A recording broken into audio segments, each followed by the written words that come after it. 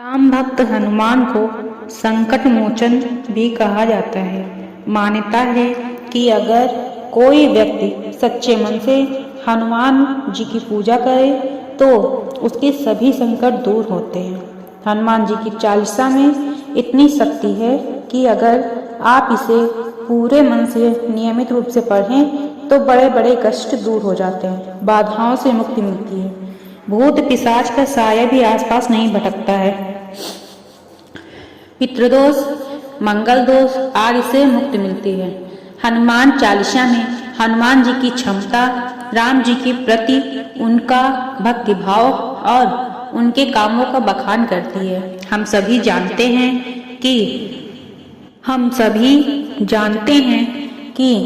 हनुमान चालीसा की रचना गोस्वामी तुलसीदास जी ने की थी, लेकिन किन परिस्थितियों में उन्होंने हनुमान चालीसा लिखी ये ज्यादातर लोग नहीं जानते।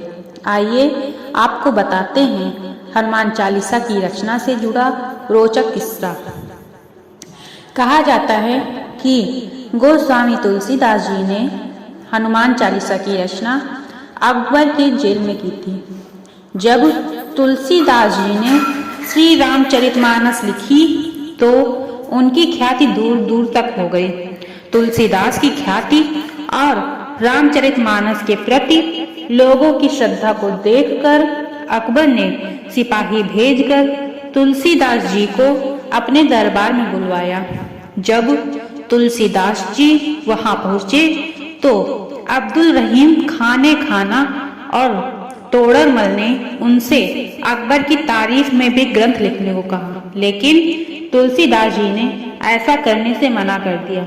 इससे नाराज होकर अकबर ने उन्हें कैद कर जेल में डलवा दिया। कहा जाता है कि जेल में बंद रहकर ही तुलसीदास जी को हनुमान चालीसा लिखने की प्रेरणा मिली और उन्होंने इसकी रचना की। एक दिन अकबर ने तुलसीदास जी को कारागार से अपने दरबार में बुलाया और कहा, मिलवाओ अपने श्री राम से, मैं भी देखना चाहता हूँ उनका चमत्कार। तब तुलसीदास ने कहा कि हमारे श्री राम यूं ही किसी से नहीं मिलते, उनसे मिलने के लिए मन में श्रद्धा और भक्ति का होना जरूरी है। इस पर अकबर फिर से क्रोधित हो गया और तुलसीदास जी को दोबारा कारागार में डालने का आदेश दिया। तब तुलसीदास जी ने हनुमान जी की चालीसा को अकबर के दरबार में पढ़ना शुरू किया।